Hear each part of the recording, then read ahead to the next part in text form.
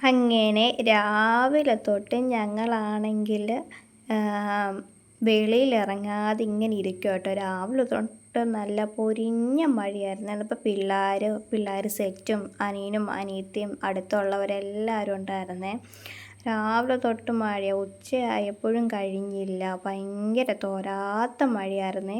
അങ്ങനെ സമയം ഒരു ഉച്ച സമയമൊക്കെ ആയി കേട്ടോ. പിള്ളേരെ വീട്ടിൽ പോയി ചോറുണ്ണാനും ആ നേരം കൊണ്ട് ഞാനും പപ്പയും ചക്കക്കുരു ചിരണ്ടൽ മത്സരമായിരുന്നേ. അതെല്ലാം കഴിഞ്ഞു കേട്ടോ.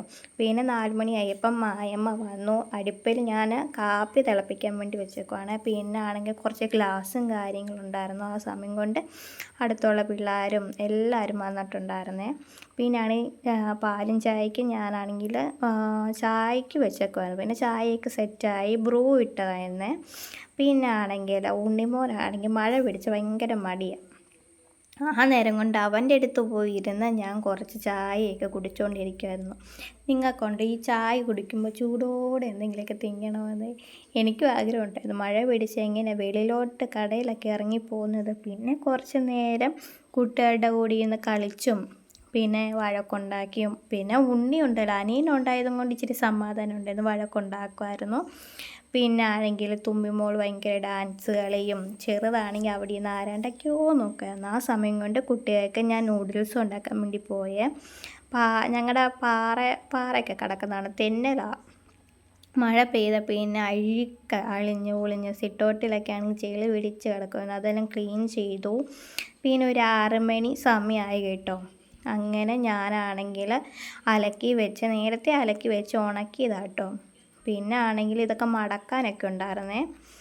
പിന്നെ എൻ്റെ ഹസ്ബൻഡിൻ്റെ വീട്ടിലോട്ട് പോകാൻ നേരം ആകുമ്പോൾ എനിക്ക് അങ്ങ് വിഷമമാണ്. ഇങ്ങനെ പറഞ്ഞാൽ ഇത്രയും ദിവസം വീട്ടിൽ നിൽക്കുമ്പോൾ എനിക്കങ്ങ് കൊതി തീരത്തില്ല. എൻ്റെ വീട്ടിൽ പോയി നിന്നിട്ട് തിരിച്ച് വരുമ്പോൾ എനിക്കങ്ങ് മനപ്രയാസമാണ്. പിന്നെ ആണെങ്കിൽ നമുക്ക് പോകാതിരിക്കാനും പറ്റത്തില്ലല്ലോ, കല്യാണം കഴിച്ച് പോയില്ലേ. അങ്ങനെ പിന്നെ പപ്പയുടെ അമ്മയുടെ കൂടെ കുറച്ച് നേരം ഇരുന്ന് സംസാരിച്ച് പിന്നെ രാത്രിയിൽ പോയി ചന്ദ്രനെയൊക്കെ നോക്കി. പിന്നെ ആണെങ്കിൽ ചായ ഇട്ട് തന്നേ. മായമ്മ ബ്രൂ ഇട്ട് ചായ ഇട്ട് തന്നു, പാലും ചായ. പിന്നെ ആണെങ്കിൽ ഒരു ലേസാണോ അതുമല്ല, പക്ഷേ തിന്നാൻ നല്ല ടേസ്റ്റ് ഉണ്ടായിരുന്നേ.